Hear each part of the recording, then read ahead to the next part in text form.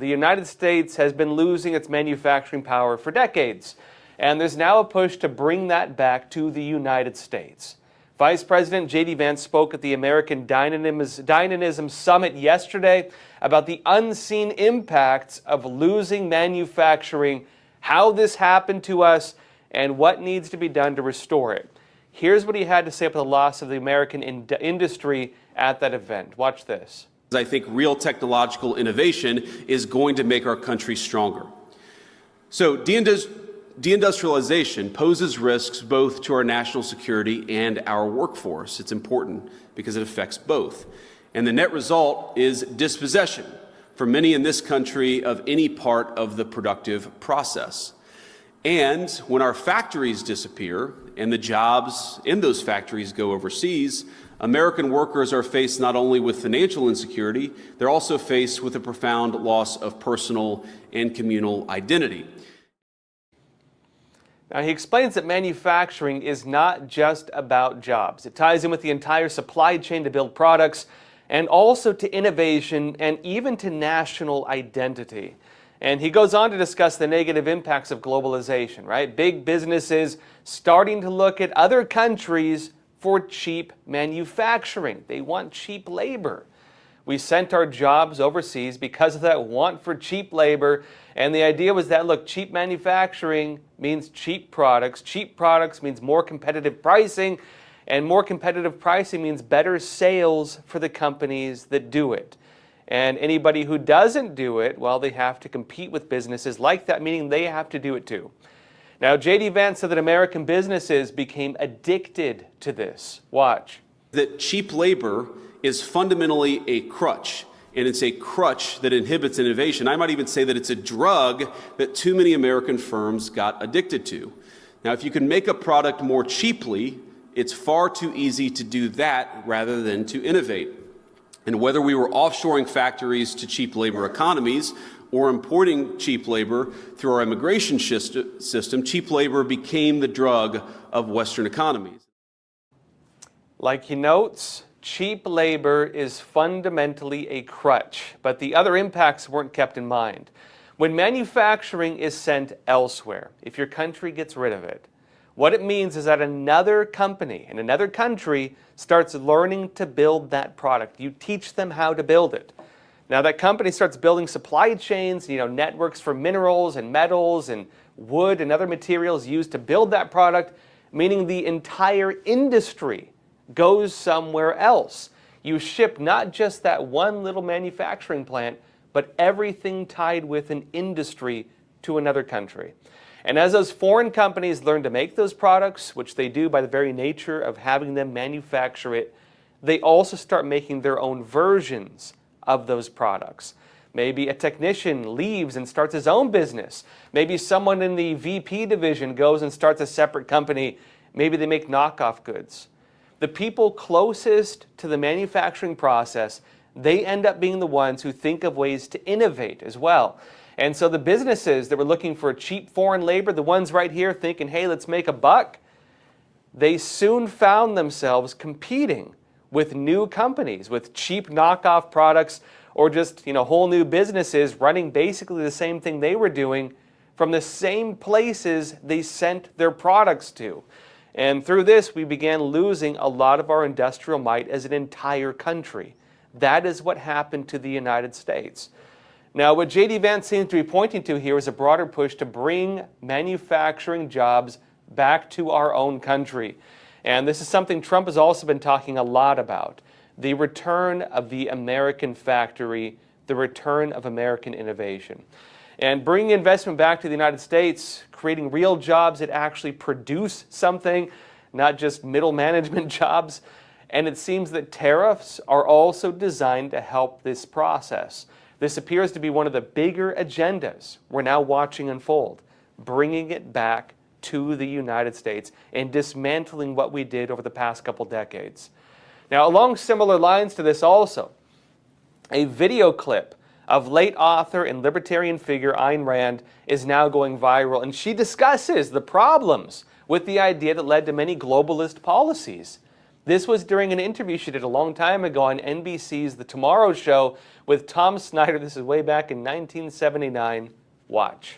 I mean, a Harvard that would be preaching American ideas, more specifically, reason, individualism, capitalism.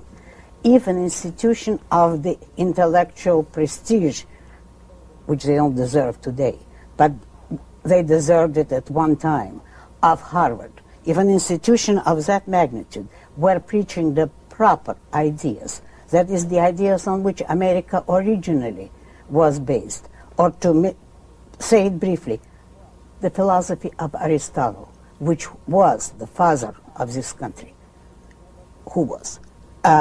If they were doing that, you could have the biggest renaissance in the world, still not too late even now. You could have a better renaissance than the first one. This country would come back to life.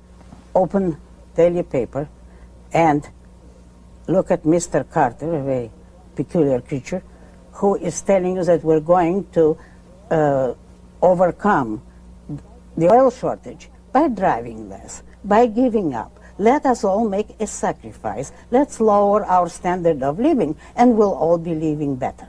Now, is that a proper philosophy to tell a country that has pride and self-esteem? Now, basically, she criticizes the idea that, somehow it's good for us to lower our own quality of life in order to help other people live better. That's a great idea, right? It sounds great on paper. Well, I'll sacrifice some of my own well-being in order to help somebody else do better. It's the idea that we should sacrifice our businesses, sacrifice the wealth of our nation in order to help other nations, globalism in general, right? And we're seeing that globally right now. We've been doing this for a long time. Personally, look, I think altruism has a place. I like to think that, part of the American character that makes us care about human rights in countries we probably can't find on a map, it's a good thing we have. It's good that Americans care about others. America has always represented a certain idea about God-given rights and the value of the individual. But it's another issue entirely to assume it's somehow kind or good to sacrifice the value of our nation in order to prop up failing systems in other countries, many of which do not adopt our values. They're not adopting working models, they're keeping their failing models, and we're propping them up at the expense of American prosperity while they undermine us. It's my take that free market principles allow for things that don't work to fail. And so if something is broken, let it not work. Because only when you let it not work, when you accept a certain way of doing things does not work, it's only then you can start taking efforts to change it. A lot of the world right now has adopted systems that do not work, and we are propping it up. If you're in a situation like that, and you have a failing, broken system, and you prop it up through subsidies or other methods by sacrificing the benefits that people would otherwise feel in a system that does otherwise work, you end up causing problems on both sides. What the result is you maintain a broken system on one side of the world, and then you remove the incentive for hard work and a functioning system on the other side of the world. You break one thing, and then you sustain something else that should change. And I think what we're seeing right now is that America, for a long time, we have been propping up broken systems. We've been propping things up that are not sustainable in their own right. Communist regimes, like even the Chinese Communist Party, a lot of them in fact, they've been able to stand because we gave them our manufacturing. We gave them our investments. Socialist policies like Europe and Canada and elsewhere, a lot of these countries are only able to have that because we subsidize their defense and we let them tariff us and we let them fine us. Now that the country is starting to change the way that things were, well, what are we seeing? We are seeing that the way of doing things in many parts of the world are not sustainable. They cannot have what they have if we balance our trade deals. And the policies to have reciprocal trade deals, not even overextending beyond what we pay, right, just keeping it equal, and to bring jobs back to our own country because it's our industries, it very likely will restore what America and our values are supposed to represent. America represents a standard for other countries to follow, not a piggy bank for other countries to pull from. And that's what we've become. We are a golden city on the hill. We are the standard for which the rest of the world is supposed to look and say, oh, that is what a functioning model looks like. And of course, that goes down to the ideas of individual liberty, hard work, and the American character. Now, folks, in other news, one of the big policy changes we've seen from the Trump administration has been the end of federal employees being able to work from home, unless they get approval for an exception, right? One of the big changes we saw in the whole COVID-19 issue. And we're also now finding just how broad the issue of people working from home was. Bill Polt, the director of Federal Housing Finance Agency, recently spoke about this effect and what this meant for his agency during an interview on the Ingram Angle on Fox News. Watch. That's a good question. One of the things that we discovered pretty quickly was there was about 2,900 people that were supposed to work in the building. Turns out only 49 were showing up full time on a 5-day. No, slow it down. 2,900 people? How many showed up? On average, the highest that we saw on a 5-day work week was 49 people. And this would be at Fannie Mae. And Freddie Mac has a similar problem. We're going to fix it. President Trump hired a businessman to do this, and we're going to fix it for him.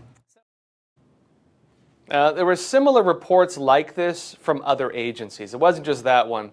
And in some cases, it turned out that the very small number of people who actually were showing up for work, they were not the people doing the main jobs at the agencies. The people showing up, like the 40 people or whatever, it was the janitors, it was the people who work security, it was those types, which, of course, if you're the janitor or you're the security guy, you have to show up in person for work like that. And it turned out that the very few people showing up were those ones.